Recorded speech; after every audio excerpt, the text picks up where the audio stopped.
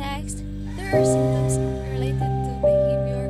They include social withdrawal, lack of energy, low motivation, poor concentration, sleep problems, or significant changes of appetite. Finally, symptoms related to thoughts includes poor self-esteem, thoughts of suicide, and loss of interest in regular activities. Symptoms of depression must last at least 1 week.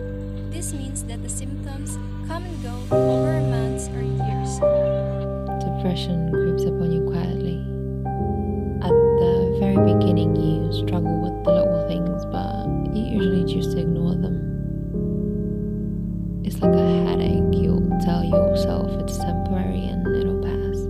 So, there are two types of depression, which is very dangerous for us. The clinical depression is commonly used to describe depression that is a type of mental illness, not a normal, temporary mode caused by life events or grieving. The next will be the anxiety. Anxiety is your body's natural response to stress. It is a feeling or fear or apprehension about what someone feels. It can be difficult to think of these thoughts, feelings, and behaviors as symptoms. The negative effects of depressions are not eating well, negative thinking, unable to sleep, and hopeless or helpless. So, to many of us, because they're in our head, they can seem like decision.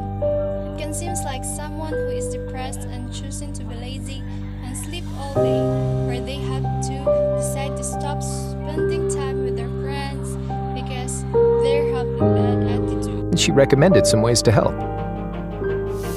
Do some research.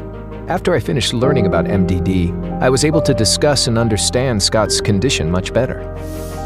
Make time for yourself. Sometimes I felt burnt out and frustrated in caring for Scott. It's important to find time for your own activities so you can recharge. Be patient. MDD can be chronic and recurrent. It's normal to want your loved one to get better and to feel guilty if you can't make that happen.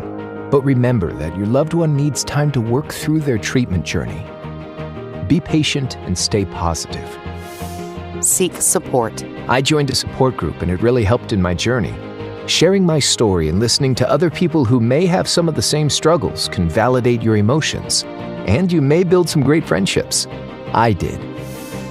Set healthy goals. Setting my own attainable goals, taking care of my own physical and mental health. But remember, what's in our head is an imaginary. Our thoughts, feelings, and behaviors are influenced by complex series of chemicals in our brains.